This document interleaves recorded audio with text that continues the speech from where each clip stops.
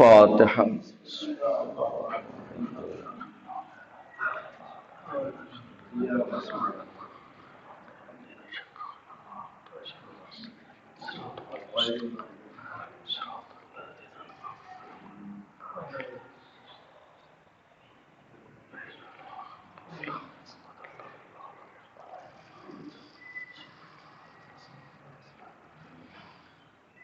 ماشاء اللہ لا حول ولا قوة الا باللہ العلی العظیم.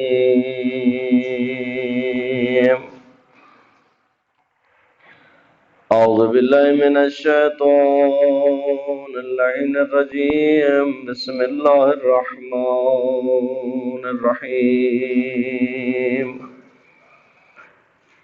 الحمد للہ رب العالمین بارئ الخلائق اجمعین. ثم الصلاة والسلام على سيدنا ونبينا وشفيع ذنوبنا وطبيب قلوبنا حبيبنا وحبيب إله العالمين أبي القاسم محمد صلى الله عليه وسلم وعلى آل بيت الطيبين الطاهرين المعصومين المنتجبين المنتخبين. أما بعد فقد قال الحكيم في محكم كتابه وقوله الحق وهو أصدق القائلين. بسم الله الرحمن الرحيم. إنا أعطيناك الكوثر فصل لربك وانحر إن شانئك هو الأبتر. بلند صلوات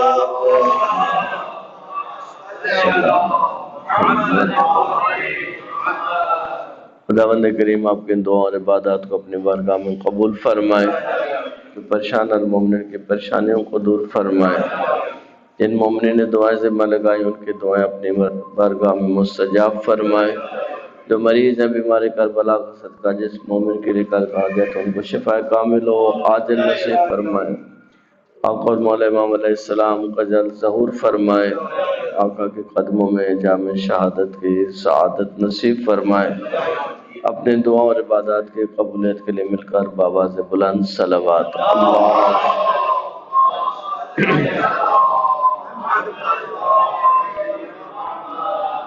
محترم و معزز سامعین، ہم نے آپ کی خدمت میں عرض کیا کہ خطبہ فدکیہ حضرت زہرا سلام اللہ علیہا کے جو ابتدائی کلمات ہیں وہ شکر پروردگار حمد پروردگار سے ہیں. شکر کا فائدہ کس کو ملتا ہے؟ اگر انسان شکر بجا لائے، دیکھیں فوائد مختلف ہوتے ہیں. دو آدمی مل کے کام کرتے ہیں، جب فائدہ ہوتا ہے تو کس کو ہوتا ہے؟ دونوں کو ہوتا ہے. تین آدمی ہے تو تین کو فائدہ ہوگا. ہمیں جو اتنا شکر کا کہا گیا ہے، اس شکر کا فائدہ کس کو ملنا ہے؟ فائدہ تو ہے شکر کا، لیکن ملے گا کسے؟ قرآن کہتا ہے کہ جو شکر کرتا ہے وہ اپنی ذات کے لیے کرتا ہے. شکر اے پروردگار کا شکر، لیکن نہ اللہ کے سسٹم کو کوئی فائدہ ہے، نہ اللہ کی ذات کو ہمارے شکر کا فائدہ ہے، نہ اس کو ضرورت ہے ہمارے شکر کی. شکر کا فائدہ واپس ہمیں ہی لوٹ کے ملتا ہے. لَإِن شَكَرْتُمْ، اگر تم شکر کرو تو کیا کروں گا؟ لَأَزِيدَنَّكُمْ. دیکھیں کیونکہ ہم اکثریت عربی کے مزاج سے، عربی کی گرامر سے، عربی کے الفاظ سے آشنا نہیں ہوتے تو ہمیں وہ لطافت جو عربی کے الفاظ میں ہے وہ فیل نہیں ہوتی ہے۔ مثلا یہ کلمہ لَأَزِيدَنَّكُمْ، عرب جب اس کو پڑھے گا تو اس کو لطف آئے گا، اس کو سمجھ آئے گا کہ پروردگار کیا کہہ رہا ہے۔ لام لام تاکید، نون نون تاکید، اللہ لَأَزِيدَنَّكُمْ، اتنی تاکیدات کے ساتھ۔ لیکن ایک نقطہ جس کی طرف ہمارے تراجم میں بھی شاید کم توجہ ہوئی، اللہ نے کیا فرمایا؟ لَإِن شَكَرْتُمْ، اگر تم شکر کرو گے، لَأَزِيدَنَّكُمْ، ہم عام طور پہ اس کا ترجمہ کرتے ہیں کہ اگر تم شکر کرو گے تو تمہاری نعمتوں کو بڑھا دوں گا۔ لَأَزِيدَنَّكُمْ جو کم ہے آخر میں، اللہ نے یہ نہیں فرمایا کہ میں نعمتوں کو بڑھا دوں گا۔ بہت توجہ طلب ہے یہ نقطہ، قال لَأَزِيدَنَّكُمْ، میں تمہیں بڑھا دوں گا، تم انسان کو بڑھاؤں گا، تمہارے اندر اضافہ کروں گا، نہ کہ نعمت کے اندر اضافہ۔ نعمت کے اندر تو اضافہ ہو ہی جائے گا، تمہارے اندر اضافہ ہوگا تو خود بخود نعمت کے اندر اضافہ، خود وجود انسان میں اضافہ ہوتا ہے۔ دیکھیں انسان بڑھتا ہے، انسان ترقی کرتا ہے، انسان منزلیں طے کرتا ہے، انسان کی کلاس اوپر آتی ہے۔ آپ بچے کو پہلی کلاس میں داخل کراتے ہیں، 10 سال کے بعد وہ کہاں ہوتا ہے؟ 10 سال کے بعد وہ 10ویں کلاس میں ہوتا ہے۔ تو کیا چیز بڑھتی ہے؟ انسان کی کلاس، وجود تو وہی رہتا ہے، انسان کی شخصیت بڑھتی ہے۔ اللہ فرماتے ہیں اگر تم شکر کرو گے تو میں تمہاری ذات میں اضافہ کروں گا، تمہاری ذات کو بڑھاؤں گا۔ جب ذات بڑھے گی، ذات میں جب اضافہ ہوگا، دیکھیں نعمت کو جلب کرنے کے لیے، نعمت کو حاصل کرنے کے لیے ظرف کا بڑھنا بہت ضروری ہے۔ اگر ظرف نہیں بڑھے گا تو نعمتیں کیسے آئیں گی؟ اب ہم مجبور ہیں، شاید میں نے پہلے بھی یہ مثال عرض کی، دوبارہ عرض کرتا ہوں کہ اگر آپ کے پاس برتن 1 کلو دودھ کا ہے اور آپ چاہتے ہیں کہ 2 کلو دودھ لیں تو اس کے لیے کیا کیجئے گا؟ ظرف کو بڑھائیے گا۔ اب آپ کو 2 کلو کا ظرف لینا پڑے گا اگر آپ کو 2 کلو دودھ ڈالنا ہے، اگر اسی میں ڈالیں گے تو وہ بہہ جائے گا۔ تو اللہ اگر ہماری نعمتوں میں اضافہ کرنا چاہتا ہے تو پہلے وہ ہمارے ظرف کو بڑھائے گا تو پھر اس کے اندر نعمتیں آئیں گی۔ اللہ صلی علی محمد۔ عزیزان گرامی، دیکھیں انسان شکر سے کیوں غافل ہوتا ہے؟ دنیا کی مشغولیت کی وجہ سے، ادھر مصروف ادھر مصروف ادھر مصروف، ٹھیک ہے۔ انسان کو ہر سانس میں اگر اس کو یاد رہے کہ یہ جو سانس لے رہا ہوں یہ بھی کیا ہے؟ نعمت پروردگار ہے، نعمت پروردگار ہے۔ 1 منٹ کے لیے تصور کریں، جو انسان کے جسم ہے، اللہ نے اس جسم کے اندر ایک نظام بنایا۔ آپ اور میں کھانا کھاتے ہیں، کھانا کھا کے ہم فارغ ہو گئے، ہمارا کام کھانا کھانے تک ہے۔ کھانے کو حلق سے اتارنے کے بعد ہم کیا کر سکتے ہیں؟ ایک لحظے کے لیے سوچئے، کھانا حلق سے اترا، اس کے بعد ہمارے بس میں کیا ہے؟ کیا کیجئے گا اس کو؟ کچھ بھی نہیں کر سکتے ہم بمشکل، وہ بھی اگر ہمارا نظام سسٹم صحیح چل رہا ہو تو کھانا حلق سے اتر جائے گا۔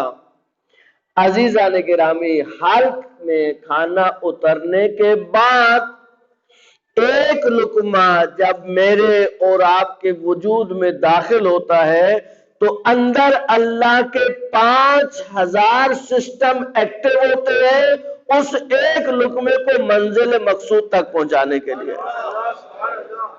ایک لقمے کو. یہ ایک لقمہ آپ تک کیسے پہنچتا ہے؟ ہم نے کھا لیا لقمہ.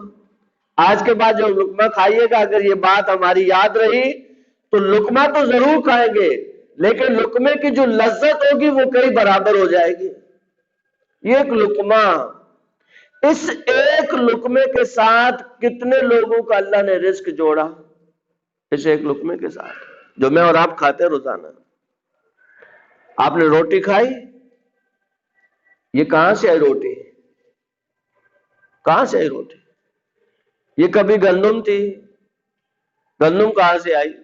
کسی زمیندار نے گندم خریدی، اب جس سے خریدی رزق اس کے ساتھ بھی جڑا ہوا ہے، اس لقمے کا زمیندار کا بھی جڑا ہوا ہے. زمیندار لے کے آیا، اس نے اپنے مزاروں کو دی، اب ان کا بھی رزق اسی ایک گندم کے دانے کے ساتھ جڑا ہوا ہے. انہوں نے اس کو زمین میں ڈالا، پھر اللہ نے اس کو فصل میں تبدیل کیا، ایک دانے کے بدلے 700 دانے عطا کیے. اب یہ فصل واپس تیار ہوئی، اب اس فصل کو کاٹنے کے لیے جو لوگ ہیں ان کا رزق بھی اسی ایک لقمے کے ساتھ جڑا ہوا ہے. پھر گندم کاٹ دی گئی، پھر گندم کو صاف کیا، وہ اور لوگ ہیں ان کا رزق بھی اسی ایک لقمے کے ساتھ جڑا ہوا ہے. وہ صاف کر کے چلے گئے، پھر اور مزدور آئے، اس کو اٹھا کے مارکیٹوں میں لے کر آئے، ان کا رزق بھی اسی ایک لقمے کے ساتھ جڑا ہوا ہے. ہم نے کبھی اتنی تفصیل سے ایک لقمے کے بارے میں تصور نہیں کیا. مارکیٹ میں پہنچ گئی گندم، پھر واپس کہاں گئی؟ پیسنے کے لیے فلور مل میں گئی.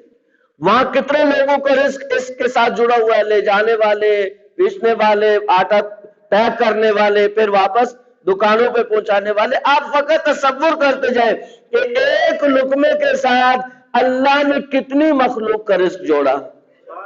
ایک لقمے کے ساتھ یہ آٹا پسا، پھر بازار میں آیا، پھر آپ خریدنے گئے، آپ کا رزق، دکاندار کا رزق واپس اسی کے ساتھ جڑا ہوا ہے. آپ گھر لے آئے، پھر آپ کی ذمہ داری ختم ہو گئی. اب محترمہ کیا کریں گی؟ اس کو گوندیں گی اور توے پہ ڈال کے پکے گا. جب آپ کھائیں گے تو آپ کو پتہ بھی نہیں تھا کہ یہ ایک لقمہ کتنا سفر طے کر کے میرے تک پہنچا. ابھی آپ مزید بیٹھ کے اس کے اوپر اگر غور کریں گے تو کئی نکات آپ کو نظر آئیں گے کہ اس ایک لقمے تک کتنے لوگوں کا رزق جڑا ہوا تھا. اچھا، آپ نے لقمہ ہاتھ میں لیا، نرمی کس نے بتائی؟ ہاتھ نے. روٹی سخت ہے، یہ روٹی نرم ہے. ہاتھ بتا دیتا ہے یہ روٹی کھانے کے قابل ہے یا کھانے کے قابل نہیں ہے. ناک کیا کرتا ہے؟ وہ سونگ کے بتاتا ہے کہ آٹا کے خراب تو نہیں ہوا تھا. زبان ٹیسٹ بتاتی ہے. ٹھیک، یہ سارے کام انسان کے ہو جاتے ہیں. اللہ کہتے ہیں میں نے اپنے مامور لگائے ہوئے ہیں، تمہیں بتا دیں گے کہ نرم ہے یا سخت ہے، خراب ہے یا خراب نہیں ہے. ہاں، حلال ہے یہ حرام ہے یہ تم پہ چھوڑ دیا ہم نے. اس کی ذمہ داری تم پہ چھوڑی ہے کہ حلال کھانا ہے. حرام بھی کھاؤ گے سینے میں اتر جائے گا، رکے گا نہیں. جب لقمہ حرام کا کھانا جاتا ہے کیا رک جاتا ہے؟ لقمہ کہتا ہے میں نیچے نہیں اتروں گا کیونکہ حرام ہوں. نہیں، اتر جائے گا سینے میں، اتر جائے گا، لیکن حلال کا اپنا اثر ہوگا اور حرام کا. لقمہ وہی لقمہ ہے، لقمے میں کوئی فرق نہیں آیا. دیکھیں، اللہ کے شریعت کو، اللہ کے نظام کو انسان سمجھے. اب بچوں کی شادیاں کرتے ہیں، وہ جائز راستے ہیں. کچھ لوگ ناجائز راستوں پہ چلتے ہیں. وہ ایک دو بول سے شادی جائز ہو جاتی ہے. شادی کیا مولانا کیا آگے پڑھتے ہیں؟ 2 جملے تو پڑھتے ہیں، ساری زندگی انسان حلال ہو جاتا ہے. اس کے بعد اگر نہیں ہوتا تو حرام ہو جاتا ہے. لقمہ حرام کا جب شکم میں جاتا ہے تو کرتا کیا ہے؟ اس کا اثر کہاں پہ ظاہر ہوتا ہے؟ کیوں اتنا شریعت نے حرام کے لقموں سے بچنے کے لیے کہا ہے؟ کیوں رزق حلال کے اوپر شریعت نے اتنا زور دیا ہے؟ یہ راز بھی کربلا میں کھلا. یہ راز بھی زارا کے بیٹوں نے کھولا. جب کربلا کے اندر دشمن کا لشکر بڑھ رہا تھا تو بی بی زینب نے پوچھا کہ اے حسین آپ امام ہیں، آپ معصوم ہیں، آپ حجت خدا ہیں۔ آج بہت سے لوگ کہتے ہیں کہ جی ہم کہہ کے تھک گئے، لوگ ہماری بات نہیں مانتے۔ میں اور آپ کی کیا حیثیت ہے کہ ہماری لوگ بات نہیں مانے، خوب نہیں مانے؟ میری بات نہیں مانے تو کوئی مسئلہ تھوڑی ہے۔ امام معصوم، حجت خدا، وقت کا امام منع کر رہا ہے، نصیحت کر رہا ہے، سمجھا رہا ہے۔ بھئی ہم تو ممبر پہ بیٹھ کے اتنی نصیحتیں نہیں کرتے جتنی کربلا میں امام نے دشمنوں کو کیے ہیں۔ امام دشمن کو نہیں چاہتا کہ وہ جہنم کی آگ میں جائے، اور آج کا ممبری کو کوئی فکر نہیں ہے کہ میرے جوان کی کیا عاقبت ہونے والی ہے۔ یہ سوچئے گا جملہ۔ امام حسین کے مخاطب کون ہیں؟ امام حسین جن کو نصیحتیں کر رہے تھے، جن کو بار بار خوف خدا دلا رہے تھے، جنہیں بار بار قیامت یاد کرا رہے تھے، وہ کون تھے؟ امام کے محب تھے، امام کے چاہنے والے تھے، نہیں امام کے مقابلے میں آئے تھے۔ مولا یہ تو آپ کے مقابلے میں آئے ہیں، یہ آپ کی جان کے در پہ ہے، آپ ان کو اتنے نصیحت کر رہے ہیں، اتنا سمجھا رہے ہیں۔ امام فرمائیں گے میں رحمت للعالمین کا نواسا ہوں، میرا نانا رحمت للعالمین بن کے ہے دنیا میں۔ ہم نہیں چاہتے کہ ایک شخص بھی جہنم کی طرف جائے۔ دیکھیں کبھی استاد چاہتا ہے کہ میری کلاس کا بچہ فیل ہو؟ کون سا استاد چاہتا ہے؟ استاد برابر محنت کرتا ہے، استاد پوری کوشش کرتا ہے۔ جو فیل ہوتا ہے وہ اپنی کارکردگی سے فیل ہوتا ہے۔ امام نے تو دشمن کے لیے اتنی کوشش کی کہ وہ کوئی ایک دانے بچ کے نکل آئے تو نکل تو آئے، کم از کم جو ممبر پہ بیٹھتا ہے وہ یہ تو سوچے کہ جس امام نے کربلا میں دشمنوں کو جہنم سے نکالنے کے لیے اتنی کوششیں کی تو مجھے اپنے جوانوں کو بچانے کے لیے کتنی کوششیں کرنی چاہیے۔ یہ تو میرے دوست ہیں، یہ تو میرے بھائی ہیں۔ اب مجھے انصاف سے بتائیں، آپ یہاں سے باہر نکلیں، کسی کو آگ لگی ہوئی ہو، معاذ اللہ معاذ اللہ، آپ چلے جائیے گا، مجھے کیا ہے؟ یا پوچھئے گا کہ اپنا ہے یا دوسرا ہے؟ آپ پوچھیں گے؟ اگر کسی کو آگ میں جلا وہ دیکھیں، کسی کے جسم کو آگ پکڑے ہوئے ہو تو آپ پوچھیں گے کہ کون ہے یہ، اپنا ہے یا دوسرا ہے؟ نہیں، آپ کی انسانیت اجازت نہیں دے گی، آپ پوری کوشش کریں گے کہ کسی طریقے سے اس کی آگ بجھ جائے۔ اگر آپ نہیں چاہتے کہ کوئی ظاہری آگ میں جلے تو امام کیسے دیکھے کہ وہ جہنم کی آگ میں جا کے جلے؟ امام کیسے دیکھے؟ امام نہیں دیکھ سکتے۔ امام کوشش پوری کریں گے، امام پورا سمجھائیں گے۔ ہاں جب بی بی نے پوچھا کہ حسین بھیا مسئلہ کیا ہے، آپ کی بات ان کے اوپر کیوں اثر نہیں کر رہی، جبکہ آپ معصوم ہیں، جبکہ آپ امام ہیں، جبکہ آپ حجت خدا ہیں؟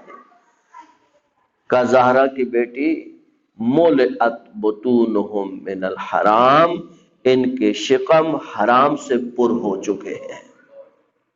عزیزو جب شکم میں حرام چلا جائے، عالم مجتہد کی بات تو دور کی بات ہے، اس انسان پہ امام معصوم کی بات بھی اثر نہیں کرتی ہے۔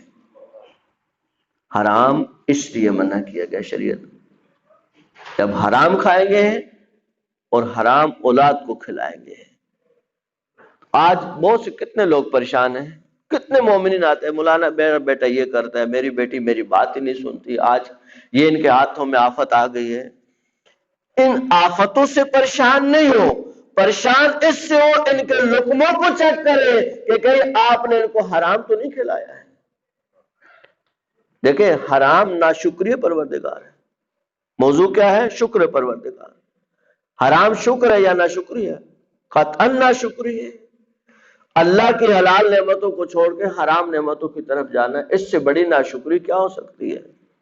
دیکھیں بعض اوقات انسان حلال کماتا ہے، پوری تگ و دو کر کے حلال کماتا ہے، لیکن کما کے اس کو حرام کر دیتا ہے، کمایا ہوا حلال حرام ہو جاتا ہے۔ جب ہم شریعت کو نہیں سمجھتے ہیں، جب ہم شریعت کو فالو نہیں کرتے ہیں، ہم لوگوں کے بہکاووں میں آتے ہیں۔ میں اپنی مجالس میں نے پوری کوشش کی، اللہ تعالی ہمیں مزید اس کی توفیق دے کہ لوگوں کو ان اساسی مسائل کی طرف، دیکھیں ہمارا حلال حرام میں کیسے تبدیل ہوتا ہے، ہمارا کمایا ہوا جائز سے ناجائز کیسے ہو سکتا ہے؟ میں نے تو جائز کما لیا، پھر کیسے ناجائز ہو گیا؟ ہمیں شریعت نے کچھ اصول دیے، اگر ہم ان اصولوں کو فالو نہیں کریں گے تو وہ کمایا حلال حرام میں تبدیل ہو جائے گا۔ کیسے تبدیل ہوگا؟ سال بھر اللہ نے آپ کو اجازت دی ہے، دیکھیں اس سے زیادہ کریم پروردگار، آپ نے کیا کمایا؟ شریعت کو اس سے کوئی غرض نہیں ہے۔ کتنا کمایا؟ اس سے شریعت کو کوئی غرض نہیں ہے۔ لاکھوں کمائیں، کروڑوں کمائیں، اربوں کمائیں، خربوں کمائیں، کسی شریعت نے منع کیا؟ کہیں آیا اسلام میں کہ بھئی اس سے زیادہ کمانا منع ہے؟ امیر المومنین علی ابن ابی طالب علیہ السلام، اللہم صلی علی محمد وعلی محمد، کیونکہ ہمارے عام مومنین سمجھتے ہیں کہ مولا جب سوکھی روٹی کھاتے تھے، پانی میں روٹی ڈبو ڈبو کے کھاتے تھے تو شاید ان کے پاس کھانے کے لیے نہیں تھا۔ نہیں عزیزو، ایسا نہیں۔ امیر المومنین اپنے زمانے کی اگر ارب پتی نہیں تھے تو کروڑ پتی ضرور تھے، یقین سے بہر۔ میں نے پورا اس کے اوپر میرے پاس پوری تحقیقات ہے علماء کی، امیر المومنین کا نظام اقتصادی، اس کو پڑھی۔ امیر المومنین نے اپنے آپ کو گریجولی جو ہے وہ بہت زیادہ مالی طور پہ مضبوط کیا۔ وہ سوکھا کھانا وہ ایک الگ ایشو ہے، انسان کو اللہ نے منع نہیں کیا ہے کہ کتنا کمانا ہے، کہ جتنا دل ہے کماؤ۔ اللہ کیا کھاؤ؟ کولو جو دل ہے کھاؤ، واشربو جو دل ہے پیو۔ نہ تو میں اچھے کھانے سے منع کیا، اگر کوئی کرتا ہے تو وہ بالکل شریعت کے مزاج کو نہیں جانتا ہے، جو کہتا ہے کم کھاؤ وہ بھی شریعت کے مزاج کو نہیں جانتا ہے۔ قرآن میں آل بیت نے اگر کھانے کا معیار دیا ہے کہ اکلہم المرضی، کہ مومنوں کا کھانا مریضوں کی طرح ہوتا ہے، تو اس بات کو سمجھنے کی ضرورت ہے۔ عزیزو، کلام کلام معصوم ہے تو معصوم کا کلام معصوم کے مزاج کے مطابق سمجھا جائے گا۔ معصوم نے انتہائی دقیق کھانے کا معیار بتایا، کتنا کھانا ہے؟ کہ جتنا مریض کھاتا ہے۔ اکلہم المرضی، مومنوں کا کھانا مریضوں کی طرح ہوتا ہے۔ اب جنہوں نے نہیں سمجھا مزاج شریعت کو، ان کا مریض کم کھاتا ہے، پس آپ بھی کم کھائیے۔ عزیزو، مریض نہ کم کھاتا ہے نہ مریض زیادہ کھاتا ہے، مریض بقدر ضرورت کھاتا ہے۔ توجہ فرما رہے، مریض نہ کم کھائے گا نہ زیادہ کھائے گا، جتنا اس کی باڈی برداشت کر سکتی، جتنا وہ ضرورت۔ آپ کہتے کھا لے اور کھا لے اور کہتا ہے میں نہیں کھا سکتا، کیوں؟ اس کی باڈی اس کو اجازت نہیں دیتی ہے۔ مریض نہ کم کھاتا ہے، مریض نہ زیادہ کھاتا ہے، مریض بقدر ضرورت کھاتا ہے۔ ضرورت ہر جسم کی الگ ہوتی ہے۔ ممکن ہے ایک جوان کا شکم 2 روٹیوں سے پر ہو، ممکن ہے دوسرے کا پر نہیں، وہ 2 کھا، وہ تیسری شروع کرے، بھائی بس کرو بھائی کتنا کھا رہے ہو، نہیں، یہ نہیں کہہ سکتے۔ ممکن ہے اس کے شکم کی ضرورت زیادہ ہو، اللہ نے منع نہیں کیا۔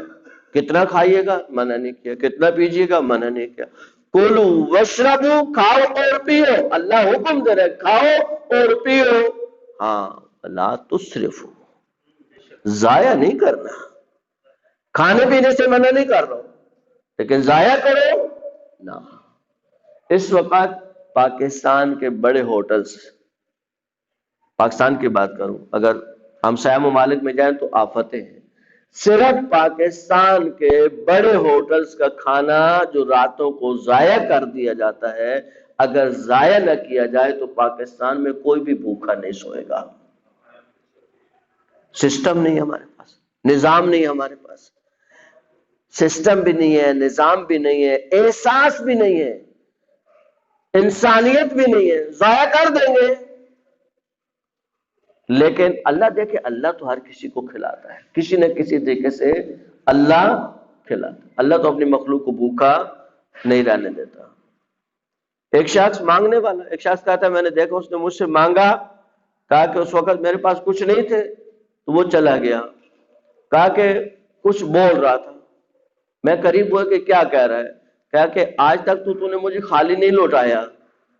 کہا کہ تھوڑی دیر کے بعد ایک ہوٹل سے بندہ باہر نکلا، اس کا کھانا بچا ہوا تو اس نے چاول ایسے زمین پہ پھینک دیے، اس نے زمین پہ پھینکے، یہ بیٹھ گیا زمین کے اوپر سے چاول اٹھا کے کھانا شروع ہو گیا۔ کیا میں جب اس کے قریب گیا تو کہا یہ اپنے آپ سے کچھ بول رہا تھا. پھر میری طرف دیکھا، کہا کہ وہ کبھی خالی تو نہیں لوٹاتا ہے، آج کل اس کے ساتھ تعلقات اچھے نہیں رہے، آج کل پلیٹ میں نہیں دے رہا، آج کل ایسے ہی دے رہا ہے، کھانا تو بہرحال دیتا ہے، بھوکا کسی کو وہ رہنے نہیں دیتا ہے. لیکن اپنی ذمہ داریاں ہیں، ہم ضائع کریں. ہماری فریجوں میں کھانے جل سڑ جاتے ہیں، بہت معذرت کے ساتھ، ممبر پہ کوئی ایسی بات نہیں کرتا، نہیں کرتے لوگ بات. ہمیں بعد میں کہتے ہیں یہ مولانا یہ کیا بات ہو، یہ باتیں انسانیت سے ریلیٹڈ باتیں ہیں. میرے فریج میں کھانا جل سڑ جائے، میں اٹھا کے کل کوڑے میں ڈال دوں، یہ بہتر ہے یا محلے میں کسی غریب کو جا کے دے دوں، یہ بہتر ہے. ہم اپنے افعال پہ ذرا غور کریں کہ یہ دیکھیں یہ ناشکری ہے، نعمت کی ناشکری کا اس کو ضائع کرنا. اگر آپ کو احساس ہو کہ نہیں یہ کھانا ضائع ہو، میرے ایک دوست ہیں ان کے گھر فریج نہیں ہے، میں نے بہت دفعہ پوچھا، میں نے کہا بھئی آپ فریج نہیں رکھتے؟ نہیں لے سکتے تو چلو ہم انسانیت کی بنیاد پہ کسی سے کہہ دیتے آپ کو فریج دلوا دیں. کہا نہیں مولانا میں فریج نہیں دوں گا.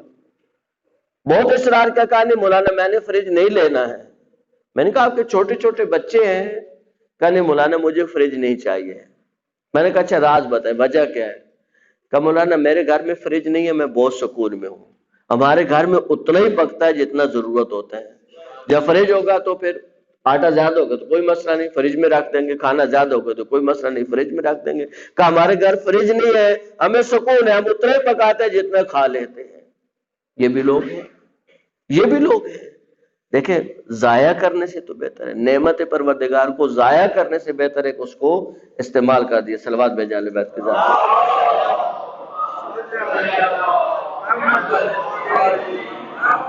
مولا امیر علیہ السلام کا یہ جملہ نعمت پرور، صلوات بھیجے مولا کی ذات پر.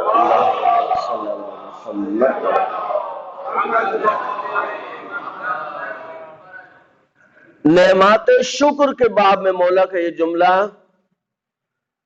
سینوں میں اتارنے کے لیے، قلب میں اتارنے کے لیے، ہمیشہ یاد رکھنے کے لیے، گھر میں اگر اس کی لوح بنوا سکے لوح بنوائے. عجیب جملہ ہے مولا کا. مولا فرماتے ہیں لا ندری ما نشکر. مولا علی فرما رہے ہیں نہیں معلوم اے اللہ ہم تیری کس بات کے اوپر شکر کریں. الجمیل ما تنشر، وہ حسن و جمال جس کو تو نے دنیا میں پھیلایا، ہم اس پہ تیرا شکر بجا لائیں. ام قبیح ما یستر، یا وہ برائیاں جو تو نے چھپا رکھی ہیں. کس بات پہ تیرا شکر کریں؟ اس پہ فیصلہ نہیں ہو پا رہا کہ ان خوبیوں پر، دعا کمیل کا جملہ ہے نا کہ اللہ تو نے لست اہل اللہ نشرتا، اللہ جن خوبیوں کو میں اہل بھی نہیں تھا، میرے اندر وہ خوبی نہیں پائی جاتی، لیکن لوگ سمجھتے ہیں کہ میرے اندر وہ خوبی پائی جاتی ہے، وہ خوبیاں تو نے لوگوں میں نشر کر دی. لست اہل اللہ نشرتا، جن کا میں اہل بھی نہیں تھا ان کو تو نے لوگوں میں پھیلا دیا. لوگ میرے بارے میں کیا سے کیا گمان کرتے ہیں. مولا فرماتے ہیں اے خدا ان چیزوں پر، ان خوبیوں پر جو لوگوں میں تو نے پھیلا دی، اس میں تیرا شکر کرو یا وہ برائیاں جو تو نے میری نسبت چھپا دی. صلوات بر محمد.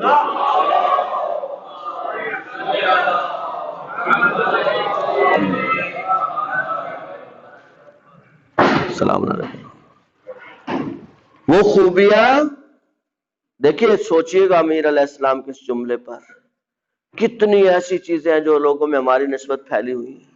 لوگ ہمارے بارے میں کیا سے کیا گمان کرتے ہیں، ہم اس کے اہل نہیں ہوتے. اللہ نے کتنی ہماری برائیوں پہ پردہ ڈال دیا. دیکھیں بعض ہماری ایسی برائیاں ہیں کہ اگر سگی ماں جو رحمت کا پیکر ہے اس پر بھی ہماری وہ برائیاں کھل جائیں تو شاید وہ بھی ہم سے نفرت کرنے لگے. لیکن وہ ذات جو 70 ماؤں سے زیادہ انسان سے پیار کرتی ہے. دیکھیں اللہ انسان سے کتنا پیار کرتا ہے، انسان نہیں سمجھ سکتا، انسان نہیں سمجھ سکتا کہ اللہ انسان سے کتنا پیار کرتا ہے. ماں کو تو اللہ نے مظہر بنایا ہے اپنی محبت کا. اللہ مجھ سے اور آپ سے ماں جتنی محبت کرتا ہے، اگر کوئی یہ تصور کرتا تو انتہائی ناقص تصور ہے. روایت میں جو لفظ ہے اللہ 70 ماؤں سے بھی زیادہ پیار کرتا ہے. یعنی 70 کا لفظ کا کیا مطلب؟ اگر 70 مائیں ہوئے اس سے تھوڑا زیادہ پیار اللہ کرتا ہوگا؟ نہیں، 70 ماؤں سے زیادہ کا مطلب ہے کہ تم حساب نہیں کر سکتے کہ اللہ تم سے کتنی محبت کرتا ہے، تم تصور نہیں کر سکتے۔ حضرت موسیٰ جاتے تھے خدا سے گفتگو کرتے تھے، ایک شخص نے کہا کہ موسیٰ میں گناہگار ہوں، اللہ سے جا کر میری طرف سے مجھے بخشوا دے، اللہ سے کہ اللہ مجھے بخش دے۔ حضرت موسیٰ آئے، کہا یا اللہ تیرا وہ بندہ چاہتا ہے کہ تو اسے بخش دے۔ اللہ نے کہا موسیٰ میں نے اس کو بخش دیا، لیکن میرے اس بندے سے جا کے کہنا کہ مجھے تم سے شکوہ ہے، مجھے تم سے شکوہ ہے۔ موسیٰ علیہ السلام نے پوچھا یا اللہ کیا شکوہ ہے؟ کہا میرے بندے سے کہنا کہ میں نے تجھے بخش تو دیا، مجھے شکوہ یہ ہے کہ تو نے میرے اور اپنے درمیان موسیٰ کو واسطہ کیوں بنایا ہے، اپنے گناہ کو موسیٰ پہ کیوں آشکار کیا ہے، کیوں کہا کہ موسیٰ میں گناہگار ہوں۔ وہ ذات، وہ رحمت پروردگار، اتنی رحمت جو رب اتنا نہیں چاہتا کہ اس کے مقرب نبیوں کو پتا چلے کہ میں کتنا گناہگار ہوں، آپ اس کی رحمت کا حساب کر سکتے ہیں؟ ہم جو کھاتے ہیں اس کی رحمت کی بنیاد ملتا ہے، ہمارا کوئی حق ہے؟ حق ہے ہمارا؟ کہا کہ قیامت میں ایک شخص کو لایا جائے گا، وہ سوچے گا کہ میں نے جتنی نیکیاں کی ہیں اس کی بنیاد پہ مجھے بہشت ملنی چاہیے، نیکیاں بہت ہوں گی اس کے پاس، لیکن وہ گمان کرے گا میں نے یہ نیکی کی تھی مجھے یہ ثواب ملا، یہ نیکی کی مجھے یہ ثواب ملا۔ اللہ فرمائے گا کہ اس کی ساری نیکیوں کو ایک پلڑے میں رکھو اور ایک کھجور کا دانہ ایک پلڑے میں رکھو۔ جب وہ کھجور کا دانہ ایک پلڑے میں رکھا جائے گا، جو نعمت خدا تھی، تو وہ کھجور کا دانہ بھاری ہو جائے گا اور ہماری ساری نیکیاں ہلکی ہو جائیں گی۔ اللہ فرمائے گا بندے خدا تو میری اس ایک نعمت کے برابر عبادت نہیں کر سکا، جو کچھ تو نے کیا ہم نے کرایا، وجود ہم نے دیا، طاقت ہم نے دی، ارادہ ہم نے دیا، ارادے کی طاقت ہم نے دی۔ تجھے شکر کرنا چاہیے اس بات پر کہ اللہ نے تجھے صحیح راستے پہ لگا دیا۔ دیکھیں اسی کے اندر ایک بہت بڑا راز ہے کہ انسان نعمتوں کو، دیکھیں بی بی ہمیں کس منزل تک لے کے جانا چاہتی ہے، کس بڑی منزل تک۔ دیکھیں کربلا آج تک لوگوں سے فراموش نہ ہو سکے گی، لوگ چاہیں بھی کہ لوگ فراموش کرا دے کربلا کو، نہیں کرا سکتے، یہ ان کے بس کا کام نہیں ہے۔ وہ آمکوں کی جنت میں رہتے ہیں جو یہ سوچتے ہیں کہ کبھی ہم کربلا کے ذکر کو ختم کرا سکیں گے، کبھی ہم کربلا کے ذکر کو روک سکیں گے، اس لیے کہ کربلا کے ذکر کی بقا کا ذمہ اللہ نے اپنے اوپر لیا ہے۔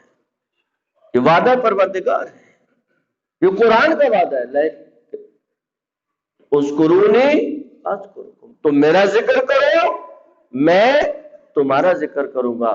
61 ہجری تک حسین نے اللہ کا ذکر کیا، 61 ہجری سے لے کر آج تک اللہ حسین کا ذکر بچا رہا ہے۔ محمد اللہ صلی علی محمد۔ ہر چیز کو، ہر نعمت کو اللہ کی طرف منسوب کرنا، یعنی اہل بیت چاہتے کیا ہیں کہ ہم ان نعمتوں سے اس نعمت والے تک پہنچے، نعمت تک رکے نہیں۔ اگر نعمت تک رکے تو پھر بھی نعمت کا کوئی فائدہ نہیں ہوا۔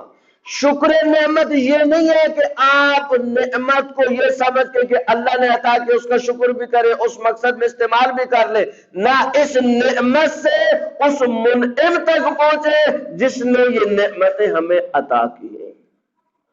نعمتوں کا سفر ذات پروردگار تک جانا ہے۔ انسان اس بات کا اپنے اندر احساس کرے کہ یہ نعمت آئی کہاں سے۔ لہذا علماء نے، عقائد کے علماء نے جو باب قائم کیے اللہ کی معرفت کے، کہ اللہ کو کیسے پہچانیے گا، اللہ کی ذات کی کیسے معرفت حاصل کیجئے گا، اس میں ایک ہے شکر منعم، نعمت دینے والے کا شکر. بھئی آپ گاڑی چلا رہے ہیں اور آپ کو مڑنا ہے گلی کی طرف، آگے آپ کی گاڑی ہے، آپ اس کو ڈمر دیتے ہیں اور وہ سمجھ جاتا ہے کہ آپ کو مڑنا ہے تو وہ تھوڑا گاڑی کو آگے کرتا ہے اور آپ گلی کی طرف آسانی سے مڑ جاتے ہیں. جب آپ گاڑی موڑ رہے ہوتے ہیں تو آپ ہاتھ سے کیا کرتے ہیں؟ ایک ہاتھ ہلا کے کیا کرتے ہیں؟ آپ اس کا شکریہ بیان لاتے ہیں کہ بھائی آپ کا شکر کہ آپ نے مجھے راستہ دیا. اگر ذرا سا کوئی راستہ دے اور آپ اس کا شکر بجا نہ لائے اور ایسی گلی میں گھس جائے تو ساتھ کو بیٹھ ہوگا یا اپنا ضمیر آپ کو ملامت کرے گا. اس پہ کیا فرق پڑتا تھا کہ آپ نے ہاتھ کیوں نہیں ہلایا؟ انسان کے اندر یہ جذبہ ہے کہ جب کوئی نعمت اسے ملتی ہے تو وہ اس کا شکریہ بجا لاتا ہے. اگر اس انسان نے صرف آپ کو راستہ دیا ہے تو اس کا تو اتنا شکر بنتا ہے. تو جس نے پوری گاڑی دی ہے، جس نے زندگی دی ہے، جس نے یہ وجود دیا ہے، جس نے یہ آنکھیں دی ہیں، جس نے یہ زبان بولنے کے لیے دی ہے، فقط تصور کرے بول نہ سکتے ہیں، اشاروں سے ہوتا کام. کیا ہوتی دنیا کے اندر مصیبتیں. یہ زبان کیا نعمت ہے. اپنے ماں پہ ضمیر کو آپ بیان کرتے ہیں، اپنی بات کو آپ بیان کرتے ہیں، آپ جو چاہتے ہیں وہ بول سکتے ہیں، جو کہنا چاہتے ہیں وہ سمجھا سکتے ہیں. کیا کیا نعمت ہے، انواع و اقسام کی نعمت ہے اللہ کی اس کائنات کے اندر. انسان صرف اپنے وجود کی طرف دیکھنا شروع کرے تو سجدہ شکر میں جا کے گرے گا کہ اللہ تو نے مجھے کیا وجود بخشا ہے.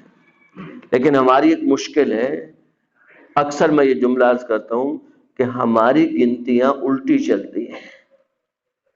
ہم وہ نہیں گنتے جو اللہ نے دیا ہے، ہم وہ گنتے جو اللہ نے نہیں دیا ہے. لاکھوں نعمتیں دی وہ نہیں گنیں گے.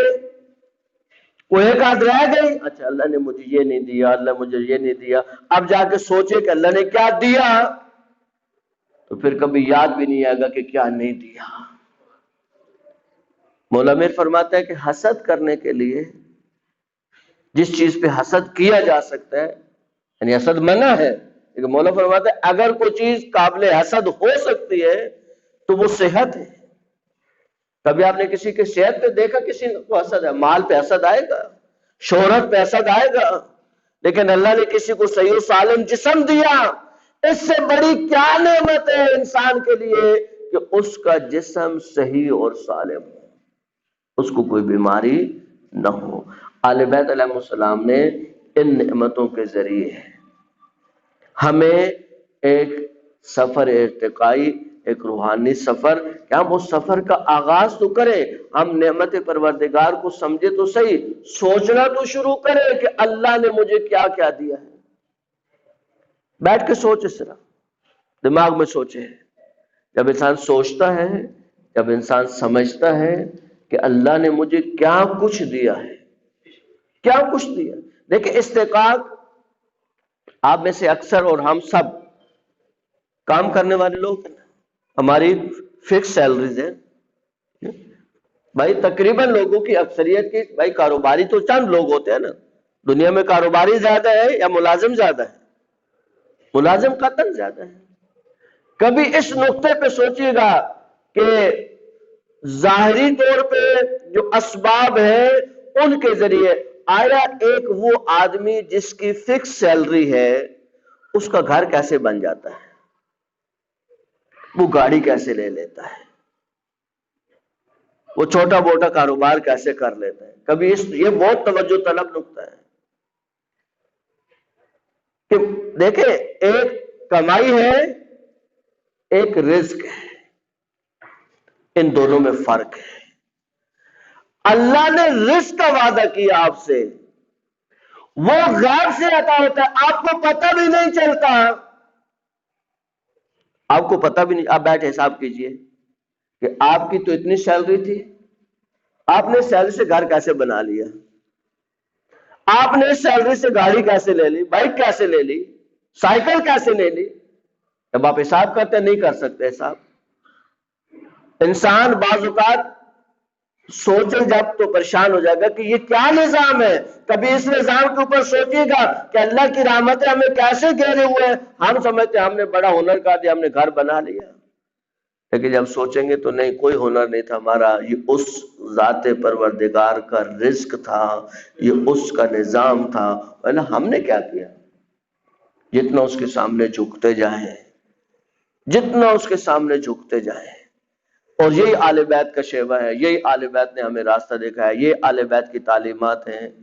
دیکھیں کربلا کا اصلی درس کیا ہے ایک جملے میں، اور کربلا کا اصلی درس کیا ہے؟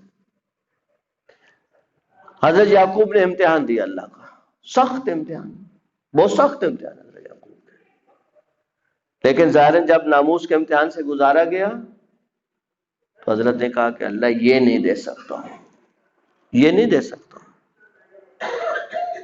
اللہ نے وحی نازل کی، کہا کہ حضرت پہلے آپ دے رہے تھے، پہلے جو امتحان دے رہے تھے آپ کا کمال تھا، یعنی ہم طاقت دے رہے تھے اور آپ امتحان دے رہے تھے. ہماری طاقت ہے، ہم نے پاور دی تھی آپ کو کہ آپ ان امتحانوں سے گزرتے آئے. کہتے جب حضرت پر یہ وحی نازل ہوئی تو اس جملے پہ بہت روئے کہ میں نے خدا کے حضور یہ جملہ کیوں کہا.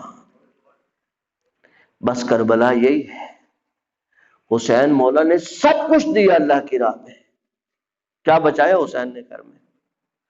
کیا بچا حسین کے گھر میں؟ کچھ بھی نہیں بچا. لیکن بچا کے کیا کہا؟ یا غیاث المستغیثین، اے فریاد رسوں کے فریاد رس، اللہ تو حسین کو یہاں تک لے کے آیا ہے، آگے بھی تو ہی لے کے جائے گا. بس یہ وہ توحید تھی جو اہل بیت کو اللہ نے عطا کی، ان منزلوں کی وجہ سے جو اہل بیت علیہ السلام نے حاصل کی. یہ وہ توحید ہے، وہ خالص توحید. ذرہ برابر ترکت طرا لہواک، اللہ میں سب کچھ چھوڑ کے جا رہا ہوں صرف تیری خاطر. یہ بڑے بڑے امتحان میں نے دے دیے اللہ صرف تیری خاطر، صرف قلوب کو آمادہ کرنے کے. حسین مولا کی ایک مظلومیت عرض کرتا ہوں تاکہ مادر زہرا کو پرسہ دے سکے، مادر حسین کو پرسہ دے سکے. کربلا کی مصائب کی گھڑیوں میں ایک سخت گھڑی، وہ گھڑی جس پہ حسین مظلوم بہت روئے. بہت کم مقامات ہیں کربلا میں حسین نے اپنے آپ کو ہمیشہ ضبط کیا، لیکن بعض مقامات پہ حسین بہت روئے. ان میں سے ایک وہ مقام ہے جب ننھے علی اصغر کو لے کے چلے، بہت رویا زہرا کا لال. لیکن جب علی اصغر شہید ہو گئے تو امام نے ایک جملہ کہا. علی اصغر کو ہاتھوں پہ لیا ہوا تھا اور ذات پروردگار سے مخاطب ہو کے کہتے میرا اللہ یہ امتحان تو بڑا سخت ہے، یہ امتحان تو بہت سخت ہے، یہ مشکل امتحان ہے، لیکن اللہ مجھ حسین کو صبر آ رہا ہے اس لیے کہ تو اللہ دیکھ رہا ہے. عزیزو یہ وہ خدا کے ساتھ رشتے اہل بیت کے جن کو دنیا نہیں سمجھ سکتی، نہ دنیا کبھی اس منزل پہ آ سکتی ہے. عزیزو آج کربلا کا ذکر میں نے اس لیے کیا کہ سمجھ آئے کہ کربلا کے مصائب میں اور بی بی کے مصائب میں فرق کیا ہے. عزیزو بس ایک جملے کا فرق ہے، اگر سمجھا سکا تو پرسہ دے سکیں گے. کربلا میں ماؤں کے سامنے بچوں کو مارا، اور آج ماں کے سامنے نہیں، آج بچوں کے سامنے ماں کو مارا. بس کربلا میں اور حسین کی ماں کے مصائب میں اتنا ہی فرق ہے. کربلا میں مائیں دیکھتی رہی اور بچے مارے جاتے رہے، اور یہاں بچے دیکھتے رہے اور ماں ماری جاتی رہی. السلام علیک یا ابا عبد اللہ وعلى الأرواح التي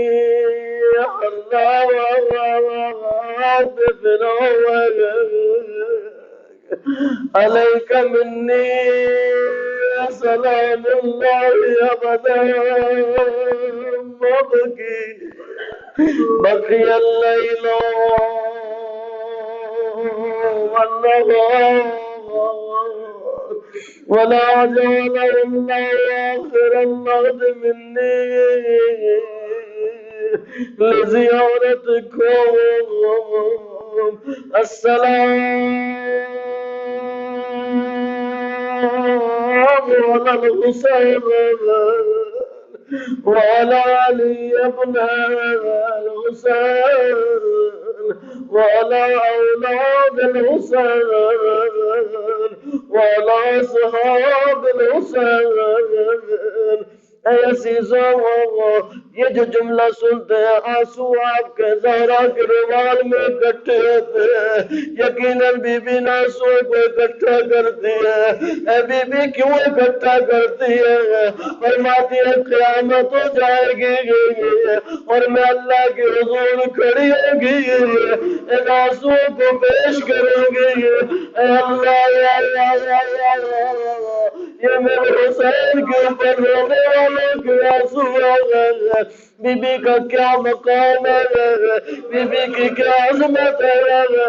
علماء فرماتے ہیں جب قیامت کا دن آئے گا ایک منادی ندا کرے گا یا معاشر غضوا ابصارکم. اہل معاشر اپنی آنکھوں کو بند کر لو، اپنے گردنوں کو نیچے کر لو. رسول کی بیٹی کی سواری آنا چاہتی ہے، زہرا مقام شفاعت بھی آ جائے گی اور اللہ سے عرض کریں گی اے میرا اللہ، دنیا والے نے میری عظمت کو نہیں پہچانا، اگر پہچانتے تو میرا محسن نہ مارا جاتا. اللہ اگر پہچانتے تو میرا پہلو زخمی نہ ہوتا.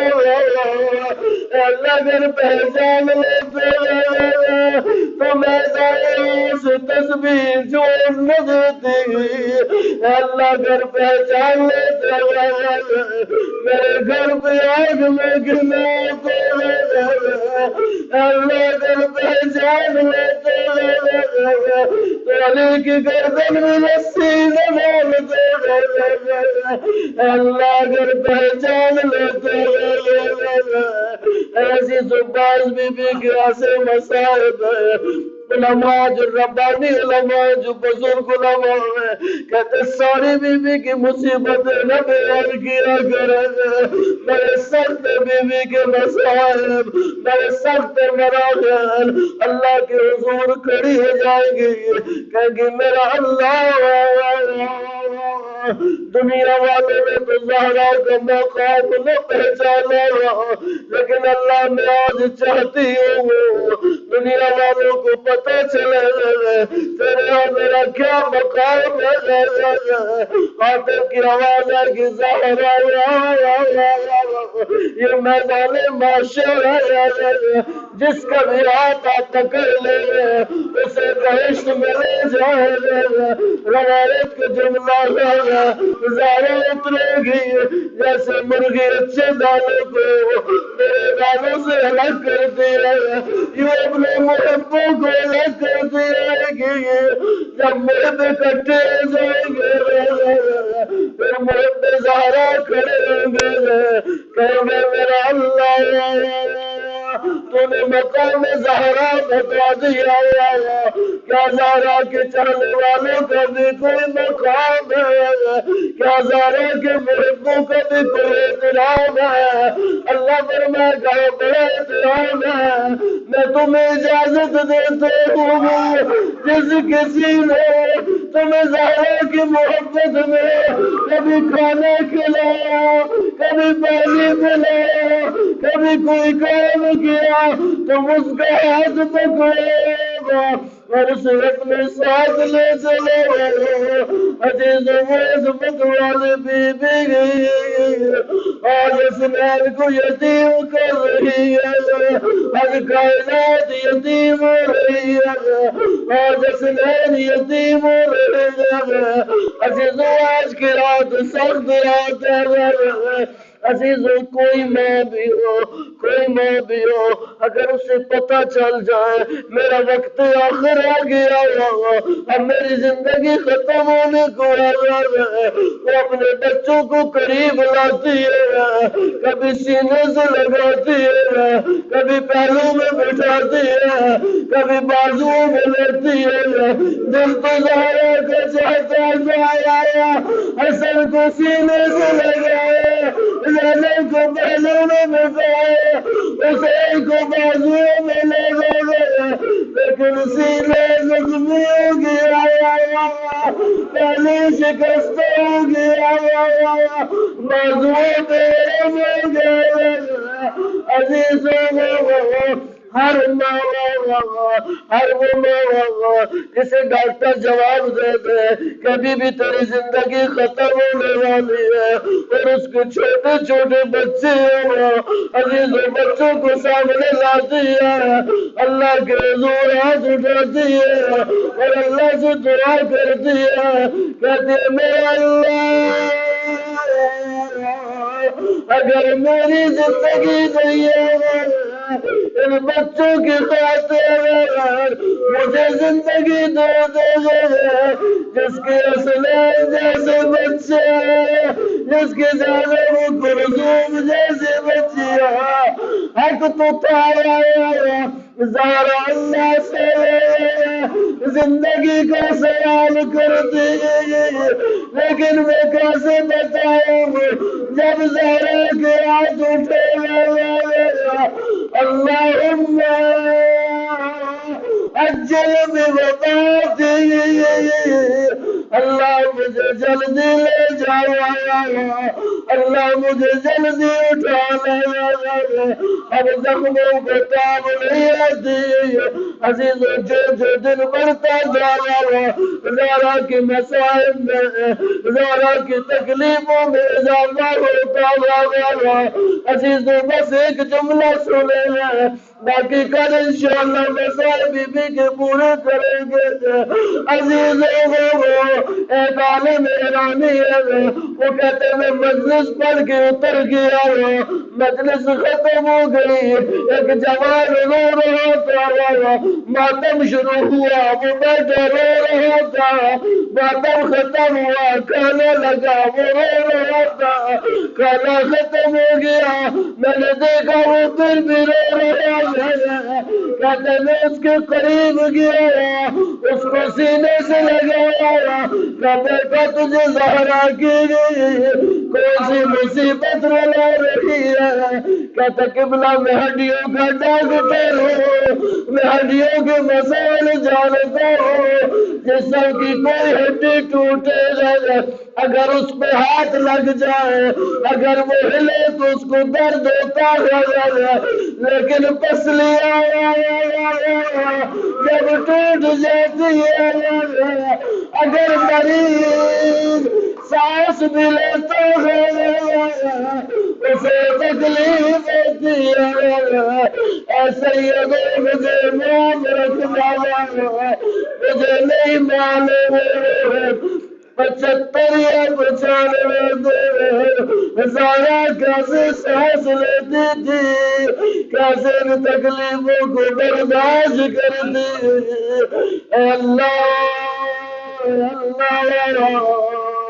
گناہگار ضرور ہے، خطا کار ضرور ہے، اے اللہ تجھے زہرا کا واسطہ، اے اللہ تجھے شفیع معاشر کا واسطہ، اے اللہ اس بی بی کا واسطہ جس کے واسطے کو تو کبھی رد نہیں کرتا، اے اللہ ہمارے اس قلیل توسل کو اپنی بارگاہ میں قبول فرما، اللہ سے ہمارے گناہوں کی بخشش کا ذریعہ قرار دے، اے اللہ بروز معاشر شفیع معاشر حضرت زہرا سلام اللہ علیہا کی شفاعت نصیب فرما، جو پریشان المومنین کی پریشانیوں کو دور فرما، ان مومنین دعائیں ذمہ لگائیں ان کی دعائیں اپنی بارگاہ میں مستجاب فرما، یا اللہ جو سفر میں ان کے سفر بے خطر فرما، جو بے اولاد ان کو اولاد نصیب فرما، جو بے روزگار ان کو روزگار نصیب فرما، جو مقروض ان کے قرض ادا فرما، جو حاضر ہے جو حاضر نہیں ہو سکے دلی حاجات کو پورا فرما،